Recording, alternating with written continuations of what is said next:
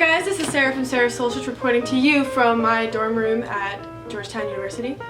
I, as you know, was an exchange student in South Korea through an organization called ASSE International in 2013. I realized that I never actually made a uniform video, even though I promised that I was going to, and I actually filmed parts of a uniform video, but I never actually got around to making and publishing one. So this is it. It's happening. You're watching it right now. I'm going to talk about my school uniform. So in Korea, there are two uniforms, one for the summer and one for the winter. I'm currently wearing the winter uniform. I didn't bring my summer one with me to college. I don't know, I feel like I liked the winter one better. So this is the one that I brought with me to school so that I could make this video because I felt so bad that I hadn't made this video after all these years. Yeah, so the winter uniform includes this great,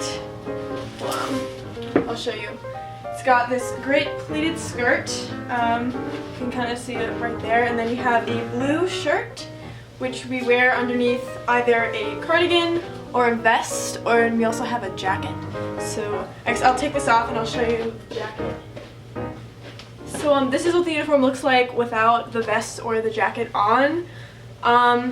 I didn't really wear it this way very much. I know a lot of girls who did, but you're technically not supposed to. You're supposed to have at least the vest on over the blue shirt. But here is the jacket. Here we go. It's kind of like a cool blazer. You've probably seen a lot of uniforms like this in like Korean dramas and on television. I would say this is pretty standard. At a lot of the schools that I saw but did not go to, I think girls generally had a pretty similar uniform situation going on. Oh, and along with any Korean high school uniform comes these great little bad boys. They're called, as you take a wild guess, they're called slipper or slippers in English. The default comes in black, however, I wanted purple because I don't know, I'm just special like that. At most Korean high schools, you actually don't wear your street shoes inside the building, and instead you swap them out and you put your sneakers in a little cubby and you take out the slippers which you wear throughout the remainder of the school day. For some reason at my school, that wasn't actually a requirement. I believe that it is at the majority of other schools, however, I'm not sure why. A lot of people just wore their sneakers inside the building. I think this might have something to do with the fact that in Korea there are no janitors. The students are actually responsible for cleaning the school themselves. I used to be stair duty. I would mop the stairs. It was a pretty cool deal. I never had to clean the bathrooms, which I'm very grateful for.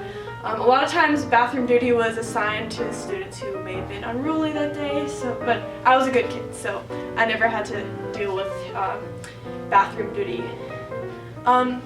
Every couple of weeks we had to go through uniform inspections, and what would happen is, just like on a random day, a bunch of upperclassmen girls, usually second or third graders I believe, would just come in. We would have to stand on our chairs behind our desks like this with our uniforms on and just like kind of do something like this, and they would come in literally like with a ruler and make sure that our skirts weren't too short or that we weren't like breaking any other rules.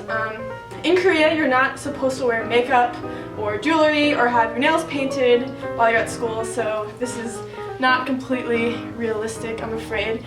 But yeah, so the uniform inspectors would come in and like make sure they weren't breaking any rules, and then they would leave. It only took like 5 or 6 minutes. It wasn't like a big deal. But I remember the first time that it happened, and I like didn't know what was going on because my Korean wasn't very good at the time, and like all of a sudden everyone just like stood up on their chairs and I was really confused. So I like kind of was like following everybody, and then this girl like came and like had a ruler on my leg and I was like, what's going on? But it's cool. I survived. Everything came out okay. I remember one girl actually had 2 uniforms. One was cut so that like more of her leg was showing, kind of like that. And then she had another one where the uniform was like, the skirt was like down to her knees.